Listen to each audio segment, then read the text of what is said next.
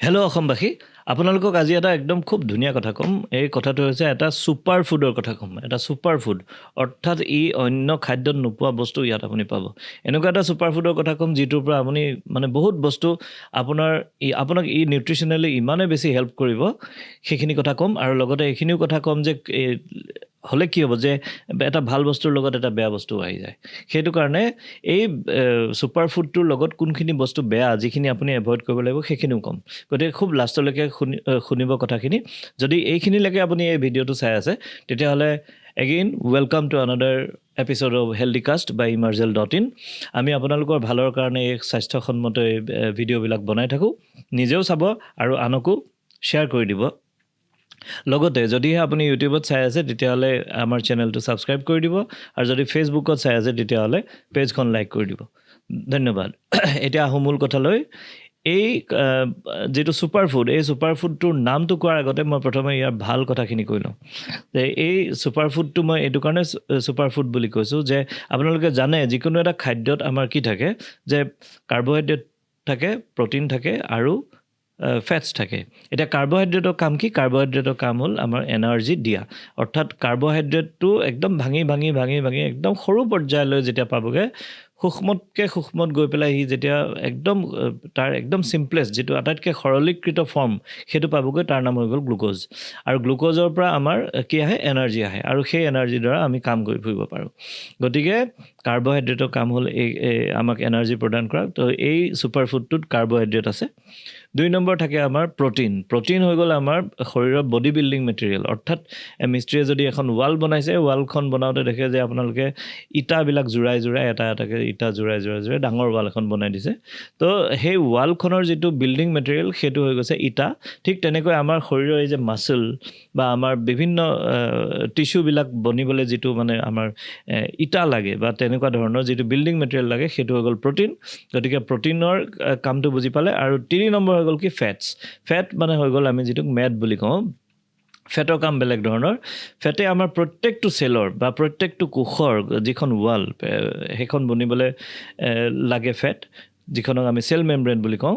তাৰপিছতে থাকে আপোনাৰ যেনেকৈ আমাৰ নাৰ্ভ চেলছবিলাকত বহুত বেছিকৈ ফেট থাকে। গতিকে সেইটো লাগে ইভেন আমাৰ ব্ৰেইন, স্পাইনেল কৰ্ড, আমাৰ গোটেই শৰীৰটো যিয়ে কণ্ট্ৰল কৰে, সেই বস্তুবিলাক বনিবৰ কাৰণে প্ৰচুৰ পৰিমাণে ফেট লাগে। লগতে ফেট কিহৰ কাৰণে লাগে? এই জানে আমাৰ এই ছালখন যে আছে, ছালখন আমাৰ কোমল কিহৰ কাৰণে? ইয়াৰ ঠিক ছালৰ তলতে এটা ফেটৰ লেয়াৰ আছে। এই যে আপোনালোকে মাংস যেতিয়া আমাৰ ধৰি লওক দুখ পালে আমি যে কওঁ একদম ইমান হেৰিকৈ দুখ পাইছে, একদম বগা মাংস ওলাই গৈছে। বগা মাংস বুলি কওঁ যে বগা মাংস ওলাই গৈছে মানে বেছিকৈ দুখ পাইছে, অৰ্থাৎ অলপ ডিপলি কাট হৈছে, তাৰ অলপ বেছি ভিতৰলৈকে দুখ পাইছে। সেই বগা মাংসটো আচলতে কি হয়? সেই বগা মাংসটো হৈ গ'ল ফেট।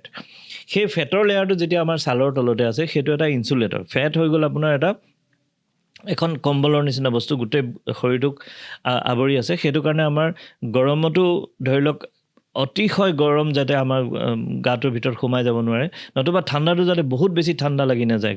বডিৰ যিটো টেম্পাৰেচাৰ, আমাৰ বডিৰ টেম্পাৰেচাৰ যিটো আপোনালোকে জানে 37 ডিগ্ৰী চেলচিয়াছৰ যিটো টেম্পাৰেচাৰ, সেইটো মোটামুটি সেইটো যাতে লছ হৈ নাযায়, বাহিৰলৈ গুচি নাযায়, বা বাহিৰৰ পৰা আহি পেলাই বেছি গৰম যাতে আমাৰ শৰীৰত সোমাই নাযায়, সেইটো কোনে ইনচুলেট কৰি ৰাখে? এই কম্বলখনে। এইখন হ'ল ফেটৰ কম্বল। গতিকে এই কাৰ্বহাইড্ৰেট, ফেট আৰু প্ৰ'টিন, এই 3টা বস্তুৰ সংমিশ্ৰণতে আমাৰ আটাইতকৈ ভাল খাদ্যটো হয়। কিন্তু ছুপাৰ ফুড বুলি ক'বলৈ ইয়াত অন্য কিছুমান বস্তু লাগিব। যেনেকৈ ইয়াত ধৰি লওক মিনাৰেলছ লাগিব। মিনাৰেলছ মানে ধৰি লওক কেলছিয়াম হ'ব পাৰে, মেগনেছিয়াম হ'ব পাৰে, আইৰণ হ'ব পাৰে, এনেকুৱা ধৰণৰ বস্তু লাগিব। সেইখিনিও আছে এইটো ছুপাৰ ফুডত। আৰু এটা বস্তু লাগিব আমাৰ এটা খাদ্যত, ধৰি লওক ভিটামিনছ মানে বিভিন্ন ধৰণৰ ভিটামিনবিলাক আমাক লাগে। আৰু আটাইতকৈ বেছি ভিটামিন যিটো আছে, ভিটামিন মানে ভিটামিনৰ আটাইতকৈ বেছি প্ৰকাৰ থকা ভিটামিনটো হৈছে আমি ভিটামিন বি কমপ্লেক্স বুলি কওঁ। ভিটামিন বি কমপ্লেক্সত একগাল ভিটামিন আছে। গতিকে সেইবিলাক ভিটামিনো থাকিব লাগিব। আৰু লগতে আৰু এইখিনি ভিটামিন আছে, যেনেকৈ ভিটামিন এ, ডি, ই আৰু কে, এই 4টা ভিটামিন। এই চাৰিটা ভিটামিন হৈ গ'ল আপোনাৰ ফেট চলিবল ভিটামিন, অৰ্থাৎ সিহঁতি পানীত গুল নাযায়, কিন্তু অইলি বস্তু বা ফেটি বস্তুত সিহঁতি গুল যায়। গতিকে সেইবিলাক ভিটামিন যদি আমাৰ বডিত এবজৰ্ব হ'বলৈ হয় তেতিয়াহ'লে ফেট লাগিব। আৰু এই ফেটৰ কামটো, এই যে কৈছিলোঁ ফেটৰ কামটো, তাত এইটো কামো আহি গ'ল যে vitamin A, D, E, K এইবিলাক যে ফেট চলিবল ভিটামিনবিলাক এবজৰ্ব হ'বৰ কাৰণে ফেট লাগে। গতিকে এই যিটো ছুপাৰ ফুডৰ নাম মই ক'বলৈ গৈ আছোঁ, এই ছুপাৰ ফুডটোত এই ফেটো আছে। আৰু ভিটামিনছো আছে, অবভিয়াছলি ভিটামিন বি কমপ্লেক্সৰ বহুখিনি ভিটামিন এই ছুপাৰ ফুডটোত আছে। এতিয়া ভিটামিন বি কমপ্লেক্সৰ এনেকুৱা কিছুমান ভিটামিন আছে, যেনেকৈ ভিটামিন B12 হওক আৰু অন্য, মই কম নামখিনি, সেইখিনি ভিটামিন আপোনাৰ এই ছুপাৰ ফুডটোত আছে। তেতিয়া কি হয়, আপোনাৰ শৰীৰত লগা গোটেইখিনি বস্তু অলমষ্ট এই ছুপাৰ ফুডটোত আছে। কিন্তু ইয়াত কি কি নাই, নথকা বস্তুটো নিশ্চয় থাকিব, কি কি নাইখিনি মই পিছলৈ ক'ম। কিন্তু এই ছুপাৰ ফুডটোত যিখিনি বস্তু আছে মই অলৰেডি কৈছোঁৱেই। ভিটামিনৰ ক্ষেত্ৰত মই কৈ দিওঁ, ভিটামিন B12ৰ কথা কৈছিলোঁ অলপ আগতে। ভিটামিন B12 আছে, ভিটামিন B2 বায়'টিন বুলি কয়, ভিটামিন B2 আছে।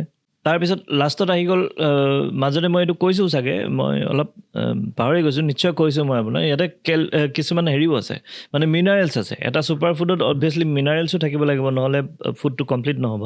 গতিকে ইয়াত মিনাৰেলছো আছে। মিনাৰেলছৰ ভিতৰত আপোনাৰ আছে কেলছিয়াম আছে, ফছফৰাছ আছে, পটেছিয়াম আছে, মেগনেছিয়াম আছে, এনেদৰে বিভিন্ন মিনাৰেলো আছে এই ছুপাৰ ফুডটোৰ ভিতৰত। এতিয়া কথাটো হৈ গ'ল কি, যে এই বস্তুবিলাক যে আছে তাৰ পৰা কি লাভ, কাৰ কি লাভ।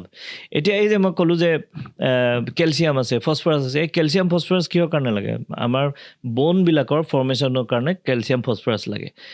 প্ৰ'টিন মই আগতে কৈ আহিছোঁ, এইটো বডি বিল্ডিং মেটেৰিয়েল। আমাৰ যিবিলাক মাচলবিলাক আছে, মাচলবিলাক বনিবৰ কাৰণে, বা ঘাঁ এটা হ'লে ঘাঁটো আকৌ যে ৰিপেয়াৰ হ'ব লাগিব, এইবিলাক হ'বৰ কাৰণে আমাক কি লাগে? প্ৰ'টিন লাগে। তাৰমানে আপোনাৰ ষ্ট্ৰং ব'নছ হৈ আছে, আপোনাৰ মাচল ষ্ট্ৰং হৈ আছে, আৰু আপোনাৰ যিহেতু ফেট আছে ইয়াত, ফেট থকাৰ কাৰণে এই যিবিলাক আমাৰ হেৰিবিলাক, যি হৰম'নছবিলাক চিন্থেচিছ হ'বলৈ আমাক ফেট লাগে। গতিকে সেই ফেট আছে, হৰম'নছ আছে, আমাৰ ইমিউনিটি আছে, চব বস্তু আছে এই ছুপাৰ ফুডটোত। লগতে আপোনাৰ মই আগতে কৈ আহিছিলোঁ যে আপোনাৰ কাৰ্বহাইড্ৰেট আছে, কাৰ্বহাইড্ৰেটে আপোনাক এনাৰ্জি দি আছে, আপোনাক ষ্ট্ৰেংথ দি আছে। আৰু ফেট যে আছে, ফেটৰ কাৰণেও, ফেটৰ পৰা আমি বহুতখিনি এনাৰ্জি পাওঁ। গতিকে সেই ফেটো আছে, এই গোটেইবোৰ আছে। তেতিয়াহ'লে ইয়াতনো কি নাই? এনেকুৱাতো কোনো বস্তু হ'ব নোৱাৰে যে ইয়াত এনেকুৱা এটা ফুড আছে যিটো খালে চব বস্তু পাই যায়, মাত্ৰ মানে ইয়াত নোপোৱা বস্তু একো নাই, এনেকুৱাতো হ'ব নোৱাৰে। এনেকুৱা হোৱা হ'লে আমি অন্য খাদ্য নাথাকিলেহেঁতেন, পৃথিৱীত কেৱল এইটো বস্তু থাকিলেহেঁতেন। এনেকুৱাতো নহয়। গতিকে ইয়াত নথকা বস্তু আছে। সেই নথকা বস্তুৰ ভিতৰত এটা চবতকৈ ইম্পৰ্টেণ্ট মিনাৰেল, সেই মিনাৰেলটোৰ নাম হৈছে আপোনাৰ আইৰণ। আইৰণ নাই, আইৰণ নাথাকিলে কি হয়, আপোনাৰ আমাৰ হিমগ্ল'বিন ইজ এ প্ৰ'টিন। এটা আৰু গ্ল'বিন, এটা গ্ল'বুলিন বুলি এটা প্ৰ'টিনত মানে আমাৰ হিম বা এইটো আইৰণটো লাগি থাকে, সেইটো কাৰণে হিমগ্ল'বিন বুলি কোৱা হয়। আৰু এই হিমগ্ল'বিনৰ পৰা আমি কি হয়, আমাৰ এই ব্লাডটো বনে, ৰেড ব্লাড চেলবিলাকৰ ভিতৰত হিমগ্ল'বিন সোমাই থাকে। আৰু ৰেড ব্লাড চেলবিলাকৰ কাম কি, যে সেই অক্সিজেনটো দেহত ইফালৰ পৰা সিফাললৈ লৈ যাবলৈ এই হিমগ্ল'বিনটোৱে লাগে। গতিকে যে ব্লাডত আমি যে কওঁ যে এনিমিয়া হৈ গৈছে, এনিমিয়া হৈছে অৰ্থাৎ ব্লাড নাই, ব্লাড কম, সেইটো কাৰণে এনাৰ্জি কম বা টোপনি ধৰি থাকে। তো এইবিলাক বস্তু এনিমিয়াৰ পৰা হয়। আৰু এই ছুপাৰ ফুডটোত এই আইৰণটো নাই। গতিকে এই ব্লাডৰ যিটো মানে অকল যদি আপুনি এইটো খাই থাকিলেহেঁতেন, বা আমাৰ ওচৰত যদি অন্য খাদ্য নাথাকিলেহেঁতেন, তেতিয়াহ'লে এই ছুপাৰ ফুড হ'লেও ইয়াৰ কাৰণে আমাৰ এনিমিয়া হ'লহেঁতেন। আৰু এনিমিয়া হ'লে কি হ'ব, যে আমি দুৰ্বল হ'ম, হিমগ্ল'বিন কমি যাব, সেইখিনি প্ৰব্লেম। আৰু বহুত প্ৰব্লেম আছে, এতিয়া সেইখিনি মই ক'বলৈ নাযাওঁ। কিন্তু ইয়াত কথা হ'ল কি, ইয়াত আইৰণ নাই। এতিয়া এই ছুপাৰ ফুডটোত কিন্তু ইয়াত আৰু এটা বেয়া বস্তু আছে, সেইটো হৈ গ'ল ফেট। এতিয়া ফেটটো কি হয়, ফেটটো যদি বেছি পৰিমাণে থাকে, সেই ফেটটো আমাৰ কাৰণে ভাল নহয়, আপোনালোকেও জানে সেইটো কথা। গতিকে আমাৰ যিবিলাক ফুড প্ৰচেছিং, যিবিলাক আমাৰ ইণ্ডাষ্ট্ৰি আছে বা আমাৰ ৰিচাৰ্চবিলাক আছে, তাত চেষ্টা কৰা হৈছে যে এই বস্তুটোৰ পৰা ফেটটো যদি কমাই দিব পৰা হয়, তেতিয়াহ'লে ইয়াৰ বেনিফিটটো আৰু বাঢ়ি যাব। গতিকে চেষ্টা কৰা হৈছে, আৰু বিভিন্ন ধৰণৰ মেথডো উলিওৱা হৈছে এই ফেটটো কমাবৰ কাৰণে। এতিয়া ইমানখিনি যেতিয়া আপোনালোকক ক'লোৱে, তেতিয়াহ'লে নামটোলৈ আহি যাওঁ। সকলোৱে জনা উচিত, এই ছুপাৰ ফুডটোৰ নাম হৈছে মিল্ক, অৰ্থাৎ গাখীৰ।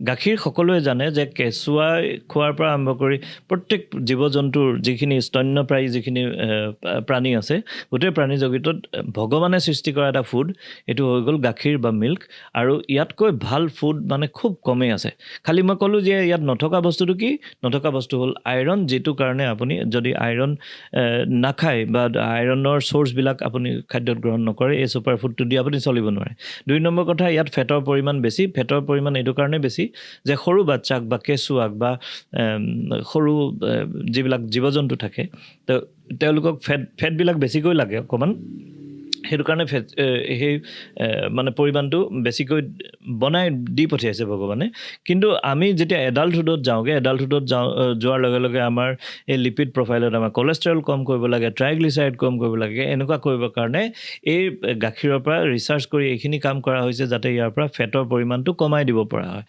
সেই অনুপাতে গাখীৰৰ বেলেগ বেলেগ টাইপ আছে যেনেকৈ হোল মিল্ক যিটো আমি একদম যিটো শুদ্ধ যিটো গাখীৰ সেইটো আমি কওঁ হোল মিল্ক তাৰপিছতে আপোনাৰ ল' ফেট মিল্ক বুলি এটা বনোৱা হয় যিটোত 2% মানলৈকে ফেটৰ পৰিমাণটো কমি আহে আৰু তাৰপিছত আছে স্কিমড মিল্ক এই স্কিম মিল্কবিলাক আপোনালোকে যিকোনো হেৰিবিলাকত পায় আজিকালি যেনেকৈ আমুল তাজা হওক বিভিন্ন এনেকুৱা কোম্পানীবিলাক আছে আমাৰ পুৰবী আছে আমাৰ অসমৰ নিজৰ প্ৰডাক্ট সেই স্কিম মিল্কবিলাক যে থাকে তাত ফেটৰ পৰিমাণটো একদম স্কিম বুলি যদি শব্দটো লিখা থাকে আপোনালোকে চেক কৰিব যেতিয়া আপুনি গাখীৰৰ পেকেটটো কিনে তাত স্কিম মিল্ক লিখা থাকে নেকি যদি স্কিম লিখা থাকে তাত প্ৰায় 0% তাৰমানে ফেট থাকে গতিকে সেইটো আপোনাৰ কোনো দিগদাৰী কৰিব নোৱাৰে এতিয়া মিল্ক বুলি কৈ দিয়াৰ লগে লগে মিল্কৰ লগত গাখীৰৰ লগত কিছুমান প্ৰডাক্টটো আহি যায় গাখীৰৰ বিভিন্ন প্ৰডাক্টটো আছে যেনেকৈ বাটাৰ ঘি পনীৰ ক্ৰীম এইবিলাক বস্তু আছে সকলোৱে গম পায় গতিকে এই প্ৰডাক্টবিলাক কিন্তু ভাল নহয় কাৰণ কেলৈ এই ইয়াত কি হয়